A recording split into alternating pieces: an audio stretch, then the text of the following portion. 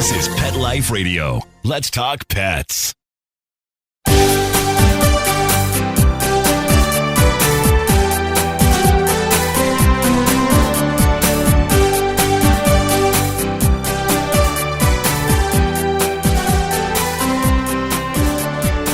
Hello and welcome to Working Like Dogs on Pet Life Radio. Thank you for joining us today. We're your hosts. My name is Marcie Davis, and my co-host is my hard-working service dog, Lovey.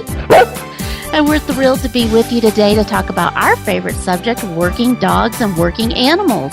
And today we're going to be talking with Brian Edwards and his K-9 partner, Piper.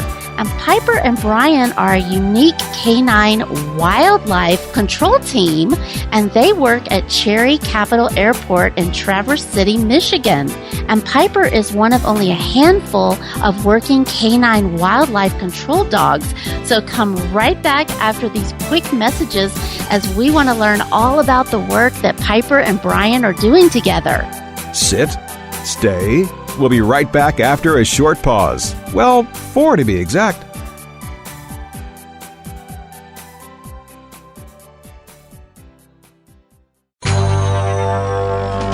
It's DesignerPetSweaters.com. Hand-knitted designer sweaters for your precious pup or cool cat. Beautiful couture patterns for your pets, including custom-knitted formal wear, casual wear, yachting, and even sports-themed. Many designer pet sweaters include feathered tammy hats, top hats, and a lot of sparkle. Each sweater includes leg loops, front paw sleeves, and leash opening. Visit DesignerPetSweaters.com to order your 4-legged fashions today. Large or small, we fit them all. DesignerPetSweaters.com.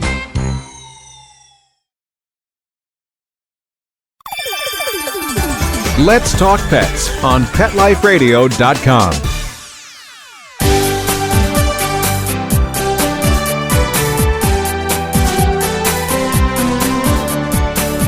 Welcome back to Working Like Dogs on Pet Life Radio. We're so excited to have K-9 working dog team Brian Edwards and Piper with us. Hello, Brian and Piper, and welcome. Hi, Marcie. How are you doing? We're great. We're so excited that you guys could be on the show with us today. We're happy to be here. Thanks for having us. Well, you are so welcome, and you guys have been all over the press lately. We saw you on the CBS Evening News, I think it was. Yeah, that was a great time. We were very happy to have CBS out, and Pipe's going kind of all over the place. It's been a pretty crazy ride, that's for sure. Yeah, well, that's awesome. It was an awesome segment, and so tell us, Brian, how did you and Piper get your job together? Well, I've been working at the airport here since 2008, and I took a little hiatus in 11 to 12, and when I came back, I had gotten Piper during that time. And I wanted to figure out a way to work with my dog every day. And I had read about the use of Border Collies doing this job at the Fort Myers Airport in Florida. They've been doing it for a long time. And I thought, well, maybe Piper and I can do it here at the airport that we work at, or I worked at that time. And I asked my boss, and here we are talking. Wow. Well, so you saw that other working team in Fort Myers, and that's what gave you the idea. Yeah, absolutely. So this isn't an idea that I conjured up myself to start it at airports. Border Collies have been used for basically goose control for a really long time, and they've been used at airports since the late 90s, like I said, starting at Fort Myers. And I had read about it a long time ago before I had Piper, and after I got Piper, it was just kind of a natural fit to at least try. I didn't know if my boss would go for it or not, but we gave it a shot, and again, it worked out for the better. Well, tell us, what kinds of things does Piper do during a typical day?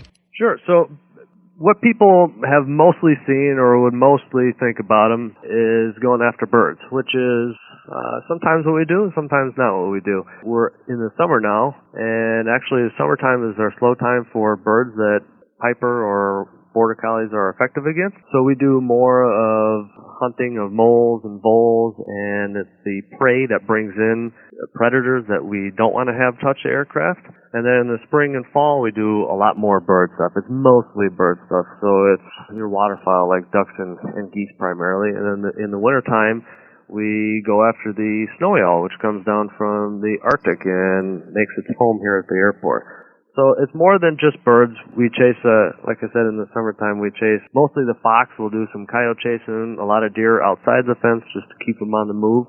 So that's why Piper is called a wildlife control K-9, not just a bird dog. So we chase, he chases a lot more things other than birds. But that's really what it comes down to, is chasing stuff, and he gets to have fun and call it work. I was going to say, that sounds like an awesome job for a dog. That's wonderful.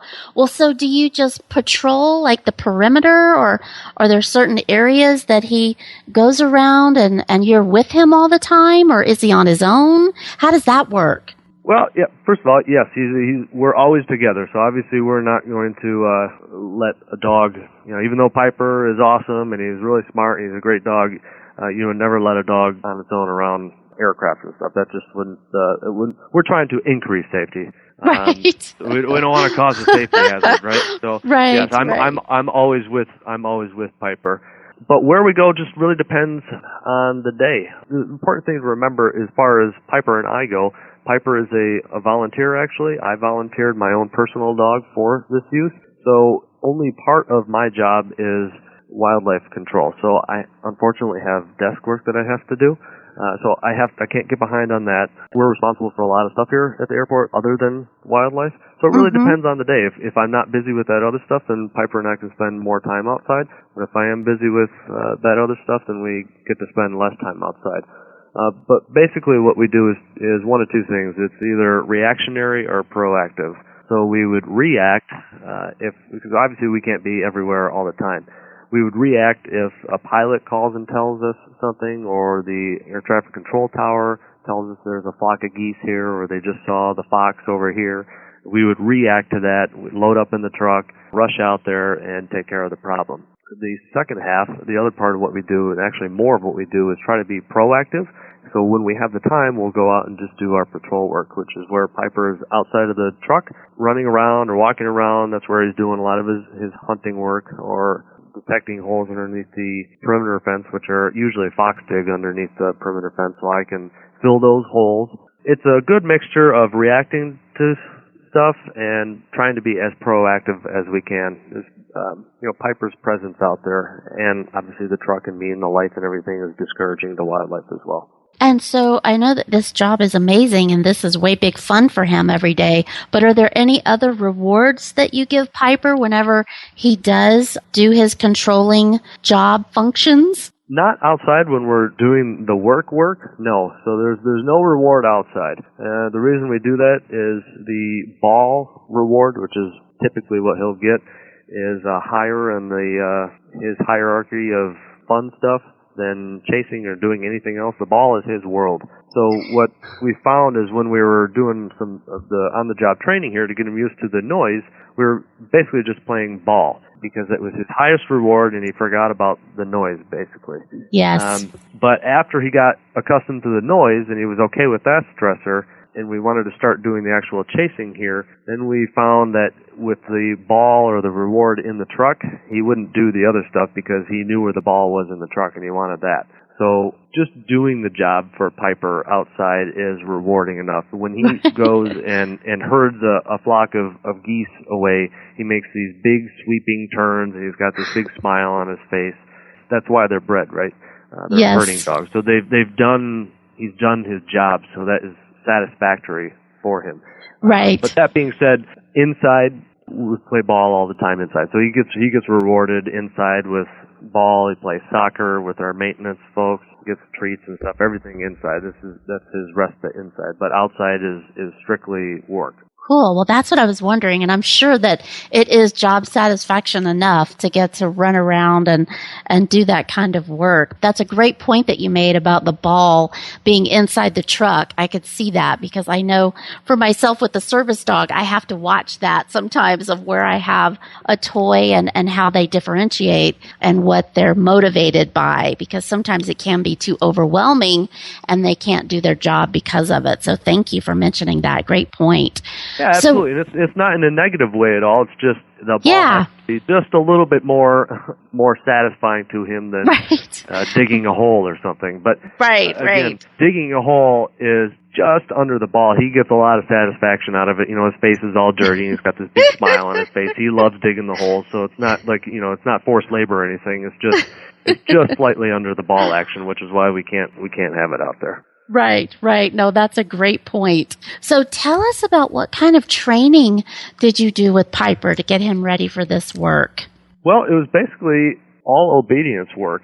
You know, Border Collies are, again, bred for herding, so this type of work is natural to them. So we didn't have to do as much of the training focused on that kind of stuff, the actual chasing or the hunt motions. So my responsibility here is safety, right? So we can't cause a safety hazard. And in order to ensure that, I have to have 100% control over Piper because he's never on a leash. So how you do that is just with really strong obedience work. So again, this is something that Piper and I were doing in our free time because I'm not compensated by the airport for it. So it took us about a year and a half to get to the point where I felt comfortable presenting it to my boss and saying, you know, we're ready to come do a trial here physically at the airport. It was all in our free time, just whenever we had time. We might have gone a week if we didn't have time to do it, to do any training. But at that time, I was running a lot of really long races, marathons, plus obstacle races, and Piper was my training partner for that stuff. And so to mix it up every day, instead of just going out and running unseen miles every day, we would start doing the obedience work, and it worked out really great. We were staying in shape, and you know, even if it didn't work out at the airport, it was something fun for my pet and I at that time. That's the thing to remember: is Piper is still my dog. He's my pet. He's my guy. So everything we do is for us. Right. Right. So this was hopefully going to be a means to an end to bring him to work. But if it didn't work out, if my boss said no to the idea, then you know what? We had a lot of fun doing it, and we've learned a lot with training both of us ourselves. So it was even if it didn't work out at the airport, it was something that was going to be advantageous to Piper and I, which is why I wasn't really worried about how long it took. Yeah. Well, and I think that sometimes, you know, people are so mesmerized by the skills, the job functions that working dogs do, that they really forget about the importance of that obedience training and how you have to continually work on that as an ongoing thing. So I really appreciate you saying that, because I have to work on that with Lovey, and we have to continue that obedience because it is so important, especially like when you're out and things get stressful or things get really distracting. You really have to fall back on those skills. Oh, absolutely. I couldn't agree. I couldn't agree more.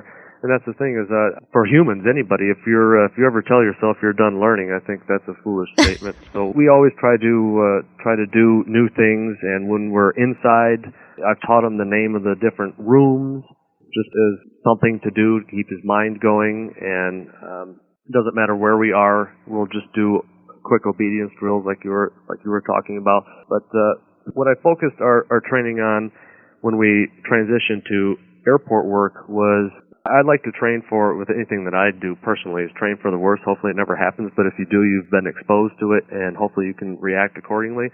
So the worst possible thing that could happen for us is I drop dead, and so now Piper is on his own out in the airport, in a chaotic environment, and how do we make him still not cause a hazard, right? And so with the stuff that we do, a lot of things that we do, being close to the helicopters and having a great relationship with the United States Coast Guard, they've allowed us to do a lot of things that most civilian dogs wouldn't be able to do. It's not necessarily directly pertaining to wildlife control, but you said it earlier, with stressful situations. If you can expose the dog to a lot of different stressful situations, then you can just slowly see the line keep moving and moving and moving, so the dog can take more and more stress without breaking the dog. You're just going to have a much more well-rounded dog in general. So a lot of what we do might not have a direct correlation to chasing birds or wildlife at an airport, or just chasing wildlife, period. But for what we do, it makes sense just to have him exposed to a lot of different noises. We've gone out onto a boat with the Coast Guard, with a helicopter hovering 10 or 15 feet above him, getting sprayed by water. He's fully geared up, 4-foot swells. Again, is he going to be chasing birds out in the middle of Lake Michigan? No, but that's a highly stressful environment for him. So I know how he can react in a stressful environment, so that, again, if I were to drop dead out on the airfield, I know he's not going to just run willy-nilly in front of something and cause a hazard for anybody. So I think you said it best. Just the stress is good stress is great. Yeah, no, that's so important. And for him to be with you in those stressful situations and build that trust and know that it's okay just by your reaction is so great, as opposed to when it, like you said, if the worst case does happen, so that he can be prepared. No, that's awesome. Well, we are going to take just a quick break and hear some important messages from our sponsors. And we're going to come back and continue visiting with Brian and hearing more about the awesome work that he and Piper are doing together. So come right back. We'll be right back right after these messages. Stay tuned.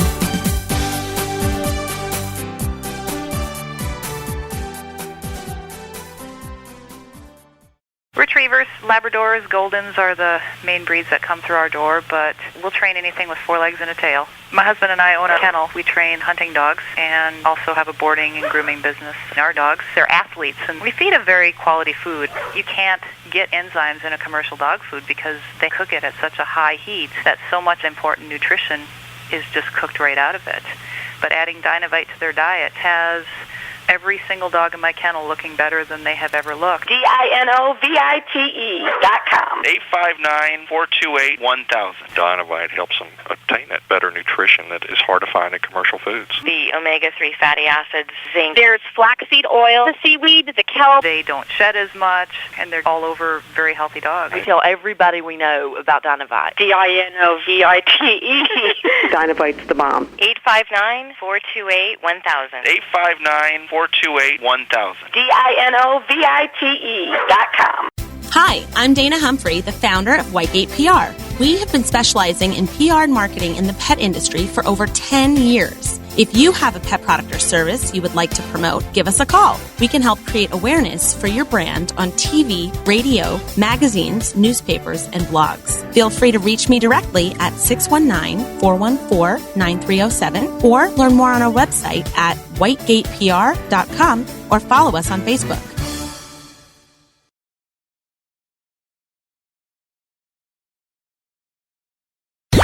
Let's talk pets Let's talk pets on Pet Life Radio. Pet Life Radio. PetLifeRadio.com.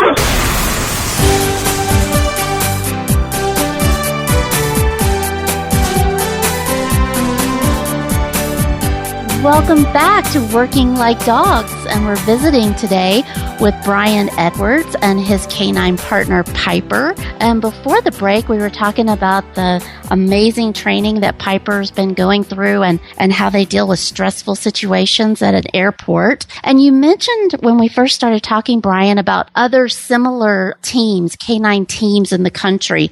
And you mentioned Fort Myers, Florida. Are there any others that you know about? You know, offhand, I believe there's an airport to the east of us in Alpena that might have started one. And other than that, that's the thing, is that the FAA, nobody keeps statistics on this, so I can't just ask somebody, how many dogs are working at airports right now? It's a handful, but how many are actually doing it, I can't really give you a concrete answer. Nobody, to my knowledge, nobody, since Piper's kind of gone viral here, nobody's sent me a message and say, hey, we're doing this too, so it's, to my knowledge, it's at least us in Fort Myers, and like I said, I think an airport to the east of us. But other than that, it's pretty rare, actually. Sounds like it. Well, I know I was wondering if there were any obedience groups or any kind of support that you get for training that you guys participate in, but it sounds like you're really on your own. Yeah, that's the thing, is there's no handbook that you can purchase for $9.99 that says how to become an airport K-9 or do this type of work. So everything that we've done has just been from me reading books or stuff on the internet. I took Piper and we did a little bit of scent detection work, just as something fun to do, and learned a lot from the local trainer here, just to be a better handler. It wasn't the point of going to her for that; it was for the scent detection. But just being around another trainer was a really great experience for both Piper and I. But no, there's no airport wildlife chasing groups that you can just contact a huge group of people and say, hey, where's the contingent in Michigan? No, it's not like that. Yeah, but, that being said, Fort Myers has been a really great resource for us. They've been really great. Oh, good. Well, it sounds like that's a great opportunity for you to write a book about it. Yeah, maybe in the future. Everything. There's a lot of stuff to do. This is one thing with Piper now, kind of being a social media, a mild social media star, is that it definitely takes work, and it's kind of been another job for me. That's for sure. In a good way, trust me. Yeah. Well, I know. Well, that's what I wanted to ask you is what's the most fun part of the job for you and Piper? There's quite a few different aspects, but when you strip everything down to the nuts and bolts, I get to work with my dog every day. So that's pretty darn cool. It doesn't get much better than that, if you ask me. But actually doing the work is so extremely fulfilling to me. It warms my heart seeing Piper go out and do the job that we've put so much hard work and effort into, and he's basically autonomous now. He knows what he can and can't do. It's just to see him go out there and perform the job that he and I trained ourselves. I mean, he's helped me become a better handler and stuff. So everything we've done has been together. So to see that come to fruition every day when we go outside, and like I said, even if we're busy and we can only be out there for a half hour, it's still a half hour of, wow, this is awesome, right? Yeah. So that is extremely fulfilling doing the job. But then the other part is right before this interview here, we had some people come visit Piper. So it's all the public relations stuff that has been really the other half of the job that is very fulfilling too. We've gone to many schools. I have a whole stack of thank you letters from 100 different children thanking Piper coming to the classroom. We've gone to a lot of different community functions. Piper was the Grand Marshal, and we have something called the National Cherry Festival here in Traverse City over the 4th of July week. And he was a Grand Marshal of the big parade during that. So he's really become a community member, which is something I set out to do from the beginning. So seeing that, again, that part of it come to fruition is really fulfilling too. That we really make ourselves available to people to come visit in the community. And again, doing that part of the job is really fulfilling too. So the whole thing is just incredible. Yeah, that's beautiful. Well, and so you guys are really active on Facebook and Instagram too, right? Yeah, actually, we just crested 15,000 followers as of yesterday on Facebook, and over 44,000 followers on Instagram. We started Instagram a lot way before I started the Facebook, but everybody's been very supportive, and it's been a very positive thing. I get a lot of comments, and we try to reply to everybody and build a community around Piper. Well, and how can our listeners find you on Facebook and Instagram? Facebook and Instagram is at Airport K-9, K and then the numeral 9. And then you can check us out on our website at airportk9.org. Okay. Yeah, it's a beautiful website that you have. Did you do that, or did you have that done? Did the airport have that done? No, actually, we met a fellow dog person that runs a dog-centered business here in town called Pup North, and she helped us out, did a lot of the stuff pro bono. That's the thing, we've run into a lot of great people that have really helped Piper and I along the way for little or reduced cost that I otherwise wouldn't have been able to afford to do. So we've been very fortunate in that regard. So she's a great graphic designer and designed our website. So we're very thankful for her and all of her designs. She's designed a lot of our patches and stuff. So yeah, we love the website. We're happy with it, and we're happy people enjoy it. And yeah, it's really nice. Tell us again the address for the website, just one more time for our listeners. Sure, it's www.airportk9.org.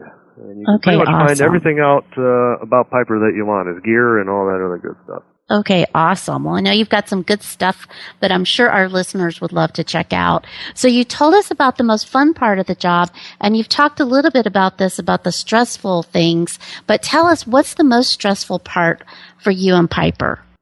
For Piper, it is definitely the meet and greets. If we do it in a couple of days, we'll be going to the Coast Guard Festival, which is a really huge thing. There's 300,000 to 500,000 people there, and being around a lot of people all at one time is pretty stressful for him. For him, kind of doing the PR stuff is, it's not necessarily that he's nervous or anything. It's not that. It's just, he's a border collie. He's bored, quite frankly. Yeah. He's had enough people petting him. Though he really loves pets and he loves giving kisses and hugs and all that stuff. Eventually it turns into, okay, how much more of this do we have to do before I've got stuff I've got to do. Right, Yes. Right. So we'll take his ball and we got to take breaks and get his juices flowing again with the ball work, and then he comes back and then he's good with people again. So yeah, doing the PR stuff is stressful for him.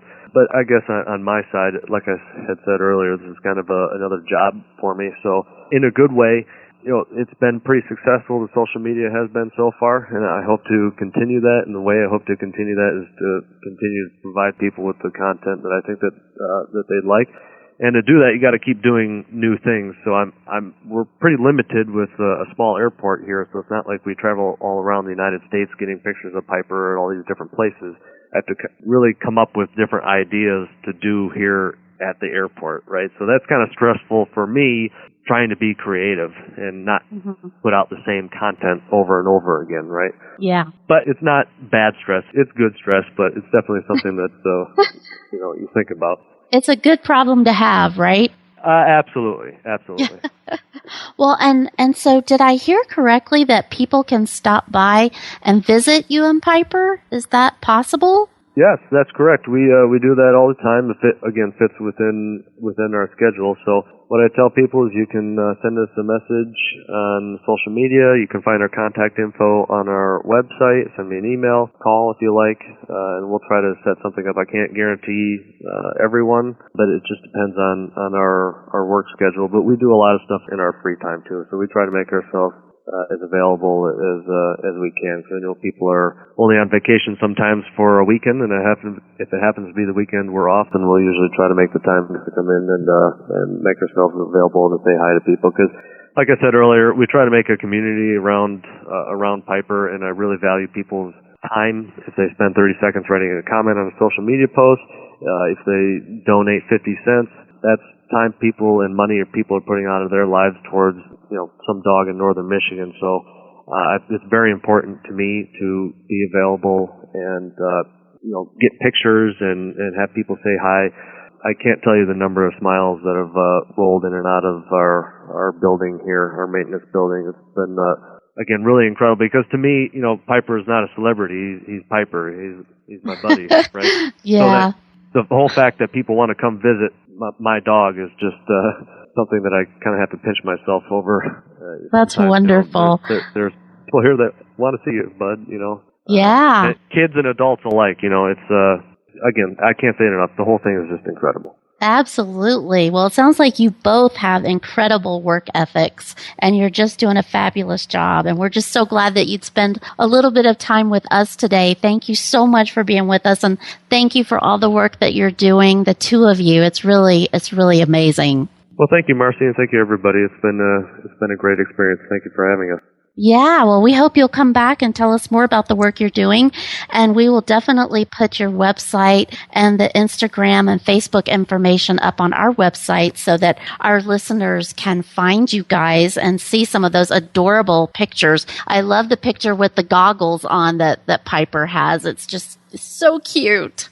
Yeah, he's kind of become the face of Rec Specs, the company that makes those, which has been great. Just another company that we've run into that's been great. But yeah, he wears those like a pro now. So it's kind of his look. It's funny when we're walking around in our small town here. He's definitely more recognizable to people when he's got the specs on. So. Well, he is quite the celebrity. That's amazing and awesome. Yeah. Well, thank you so much for being with us, and thank you, our listeners, for being with us. We really love to hear from you, so please keep those emails coming. And you can reach me at Marcie, Marcie, at PetLifeRadio.com. And you can also follow us on WorkingLikeDogs.com on Facebook, Twitter, and Instagram. So thanks so much for being with us, and we hope you'll join us again soon. Take good care. Let's Talk Pets, every week on demand, only on PetLifeRadio.com.